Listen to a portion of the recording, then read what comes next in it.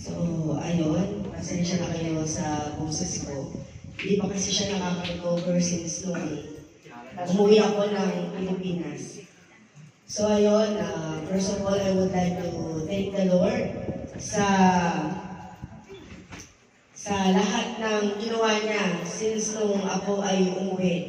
And before that, yung comfort niya na dala-dala ko hanggang Pilipinas.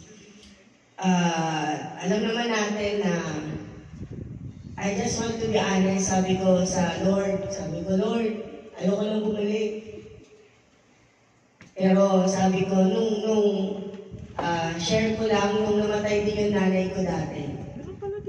Nung namatay yung mother ko noon, sabi ko na parang, I am hopeless.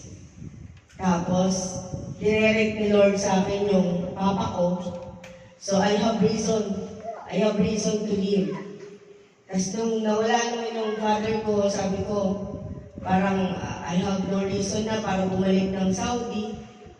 Tapos naisip ko, nga pala may asawa nga pala ako.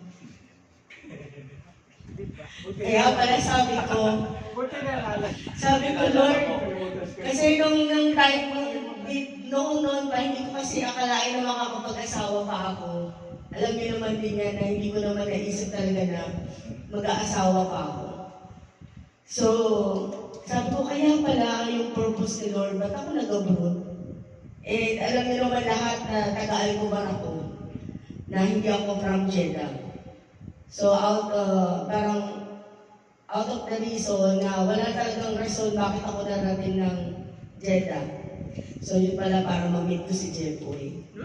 And nandito ako sa TCFIM ngayon. So, one of the reason bakit ako bumalik, bukod sa ministry, syempre yung asawa ko. Sabi ko, yun nga pala may asawa nga pala ako. Kasi nakalimutan din ng mga kapatid ko eh. Yung mga kapatid ko, parang sabi nila, bakit ka pa babalik? Ano pa ang reason mo? Sabi ko, kuya, kung nakalimutin ma-asawa na ako. Ayaw nga pala. Praise God po, sa pag-uwi ko, actually wala po talaga ako. As in, zero balance. Kasi po yung natanggap ko po yung ticket ko noong December, yun po yung dinala yung tatay ko sa ospital. So lahat po ng savings ko, lahat po ng ipon ko, napunta po talaga sa ospital. And by January, napag-usapan na po namin magkakapatid, January 3, na mayroon pong isa sa amin na dapat umuwi ng Iloilo. Siyempre hindi po pwede ako kasi napakalayo ko. Sobrang layo ko kahit wala po akong magawa. Kasi sabi ko na lang sa ate ko, ate, ikaw na lang yung pumunta doon kahit bibigyan kita ng 10K monthly. Hatihan kita sa sahod ko para bantayan mo lang si Papa. Ano po yun? Friday. Nalala niyo po ng Corniche pa tayo. Pumunta po kami Corniche noon. Aligaga po ako noon kasi nakatanggap ako ng message na tutubuhan daw po yung tatay ko. And as na nagtatrabaho po sa ospital, kapag po sinabihan ng isang tao na kailangan niyang tubuhan, hindi po talaga 100% na makakaligtas po yung tao. Kapag po pasyente kayo na nag-decide na tubuhan. So hindi po ako pumayag. Hindi po ako pumayag na tubuhan si Papa. Actually, hindi po ako nag-reply. Wala po akong na-replyan. After po noon Saturday, tinurn off ko po yung internet. Wala po akong wifi. Hindi po ako nag-online. Mga bandang, tinatrangkaso po ako nung Sabado, January 4. Tawag po ng tawag si Jeffoy, nasa trabaho po siya. Ako lang po mag-isa dito. Alam niyo po yung mahirap kasi as an OFW, yun po talaga yung unexpected na mangyayari sa atin bilang OFW na hindi natin nakikita yung mahal natin sa buhay kapag kami nangyari sa kanilang hindi maganda. Florida.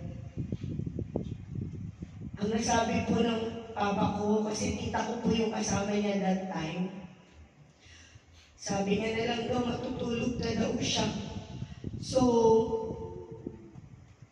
before po nung Friday, ang prayer ko po noon, sabi ko sa Lord, Lord, let your will be done.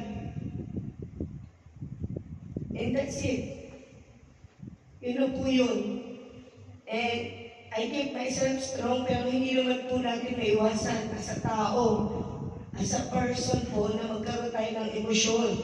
So mataas po ang emosyon ko at ang rason ko po bakit ako nag-Saudi ay ang tatay ko. So I have no reason bakit po ako nag-abroad na. After that po, nung umuwi po ako sa Pilipinas, gusto po ako ipasok ng mga kapatid ko sa i-confine na ako sa psychiatrist. Kasi hindi na po ako nagsasalita. I'm so depressed actually. Bukod na hindi ko alam anong gagawin namin. Kasi dalawa lang po kami ng Ninoy. Yung ate at kuya ko po, wala po silang kakayahan financially actually. Nagsisimula pa lang sila, yung ate ko walang trabaho, yung kuya kong panganay. Nagsisimula pa lang. Yung kuya ko naman pong isa si Ninoy, kapit dun sa family ng asawa niya. So ako po yung inaasahan totally. So nagpapasalamat po ako talaga sa Lord sa mga taong ginamit niya. Especially ito Ninang Jen. Ninang Jen, Ate Cha, sa lahat po na sumuporta sa akin dun sa Pilipinas, salamat po. Although talaga po nakahiram po talaga ako ng pera para po maitawid lang yung sitwasyon po na yun. Talaga po sobrang itinataas ko po sa Panginoon lahat na sabi ko, Lord, samahan mo ako kasi hindi ko po talaga kaya. Hindi ko na po alam yung gagawin ko. Sabi nga po ng asawa ko, sabi nga sa akin, kung gusto mo, umuwi ka dito, kunin mo lang yung benefits mo. Kasi kasuin mo lang, mag-resign ka na, umuwi ka na ng Pilipinas. Kasi alam niya yung sitwasyon ko, alam niya yung nararamdaman ko kasi hindi ko kaya. Nag-start ulit ako magtrabaho. Out of focus ako. Actually, sabi ko mali.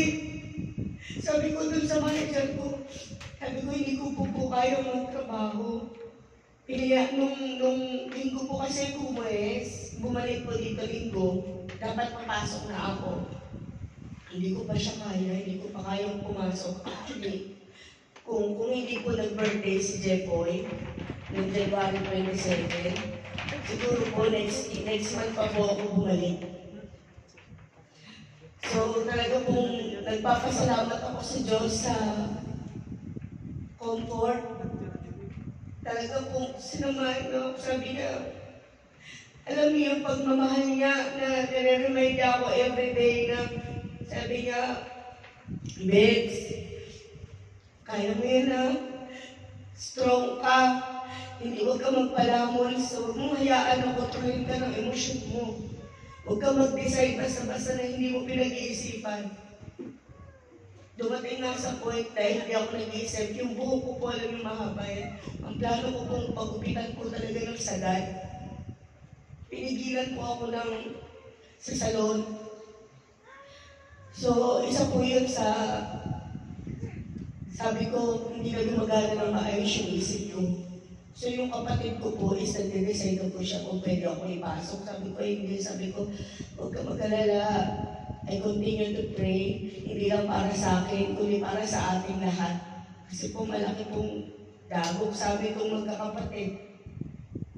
Isa din po yung sa nagpapasalamat ko. Nakita ko po yung kaming apat na magkakasama.